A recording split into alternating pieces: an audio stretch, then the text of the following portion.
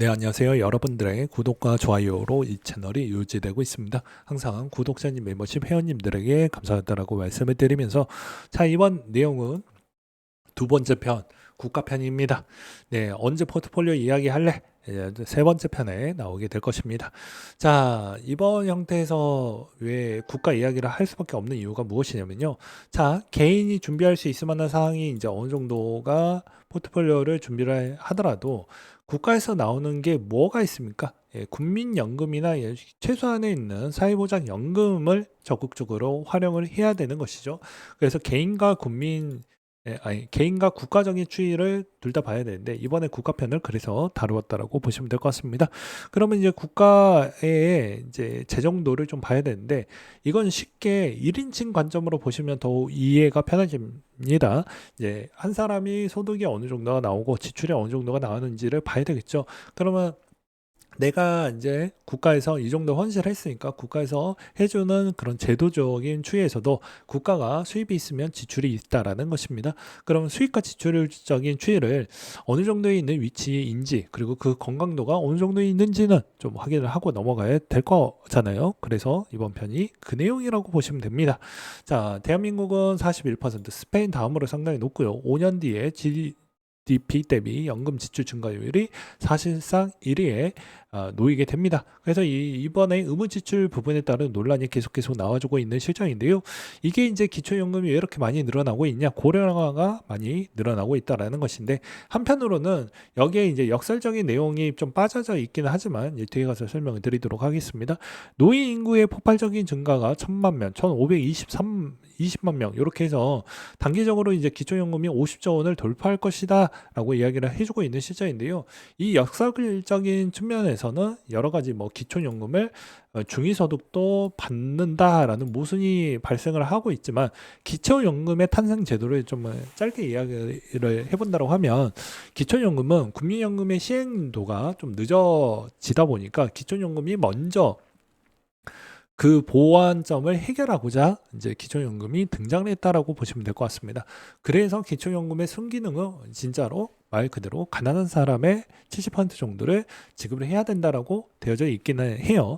근데 이걸 오히려 이제 역으로 왜냐 법은 기준점인 거잖아요. 그 기준을 이탈할 수 있을 만한 여러 가지에 있는 편법을 충분히 활용을 하다 보면 그 중위소득자도 충분히 가능하다라고 되어져 있기는 합니다. 근데 엄밀히 따지면 이것도 여러 가지 경우의 수를 봐야 되는데 현실적으로 현실 사회에서 약간은 이건 조금은 뭔가가 좀 있긴 해요. 그거는 뭐 여기에 어, 뭐 번외하고 이제 이야기를 하겠습니다. 그다음에 이제 두 번째로는 이 기초연금을 받아가는 이 비중이 제가 보기에는 좀 더 많아질 가능성이 매우 높아진다는 건 고령화가 되더라도 취업이 하기가 상당히 어려운 조건이 이제 나열이 되어져 있다라는 것과 그다음에 두 번째로는 곧바로 이제 다른 데이터를 보게 되면 소득을 하다가 은퇴를 하는 시점부터는 엄청나게 소득이 감소하는 기형적 인 현상이 도출이 나와져 있습니다. 그 말은 어떤 의미로도 되냐면 기초연금을 많이 받는다는 건 그만큼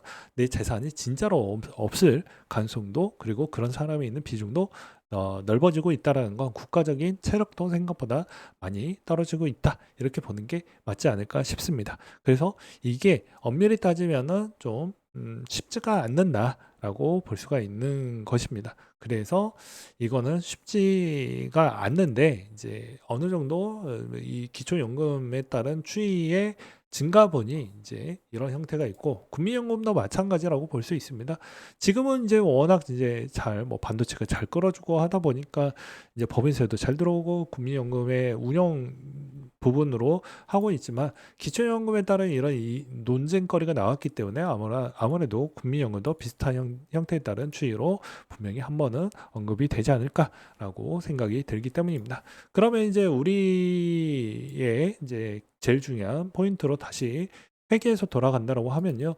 내 포트폴리오의 맹점은 돈을 일하지 않고 있다라는 게 제일 중요하다라고 볼 수 있습니다. 저번 시간에도 부동산이 75.8%, 금융자산이 24.2%로 이거를 좀 더 확대를 해가지고 보게 되면 주식 투자가 고작 해봐야 9.6%밖에 안 된다라는 것이죠.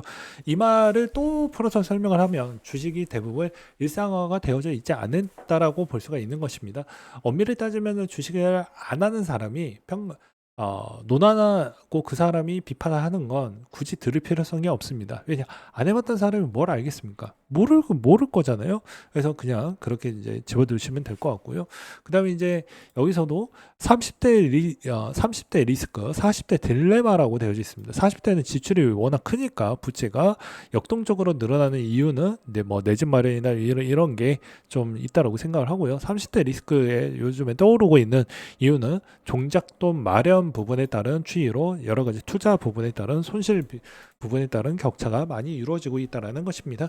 그래서 이제 유지 부분에 따른 형태가 중간만 해도 잘 나오게 되는데 중간을 못했을 경우에 따른 추이에서도 여전히 이제 빈곤으로 갈 수도 있고 오히려 성장으로 갈 수 있는데 그 격차가 대충 3억 원 정도가 발생을 한다라는 걸 알 수가 있습니다. 그리고 기초연금을 왜 이야기를 했던 이유가 무엇이냐면 저렇게 돈을 많이 뿌리다 보면 통화증가령 추이가 기하급수적으로 높아지기 때문에 여러분들은 뭐가 됐든 간에 지금 포트폴리오를 잘 꾸며가지고 어떻게 하면 방어적이면서 성장을 조금이라도 하면서 이제 어느 정도 심리적 안정 구간대로 갈 수 있을 만한 연습을 좀 해야 된다라는 것입니다.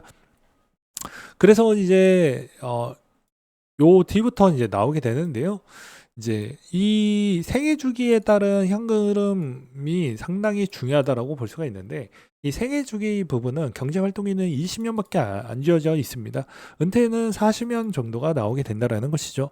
그래서 내 소득의 50% 부분을 이제 어떻게 해서든 무엇으로 이런 현금 흐름을 통해 가지고 투자적 현금 흐름을 통해 가지고 만들어서 연습을 할 필요성이 있다라는 것입니다. 그러면 이 통화 팽창이 계속 8배, 10배씩 이제 팽창이 10년마다 이루어진다라고 하는데 이렇게 되면 당연히 내가 자연적으로 뒤로 밀린다라고 볼 수가 있는 것이죠. 그래서 웬만하면은 계속 그 상승 속도에 맞춰 가지고 갈 수 있게끔 노력을 좀 많이 해야 된다라는 것을 좀 볼 수가 있을 것 같고요. 그 다음으로 이제 여기서도 이제 보게 되면 투자 부분에 따른 추이에서도 레버리지를 지향하는 것은 나이 연령 대비가 이제 50대가 넘어갔다라고 하면 레버리지 비중을 좀 더 낮추면서 그리고 수익성도 상당히 더 낮출 필요성이 있습니다. 낮추면서 가져가야 된다라고 말씀을 드릴 수가 있을 것 같습니다. 자, 국민연금하고 코스피 부분에 따른 추이를 보게 되면 어떨까요? 국민연금은 일정한 수익률을 가져가게 됩니다. 마찬가지로 이제 우리는 이렇게 위에 아래 다 발라먹고 싶다라고 볼 수 있지만 현실적으로 그렇게 하기가 매우 어렵다라는 것입니다.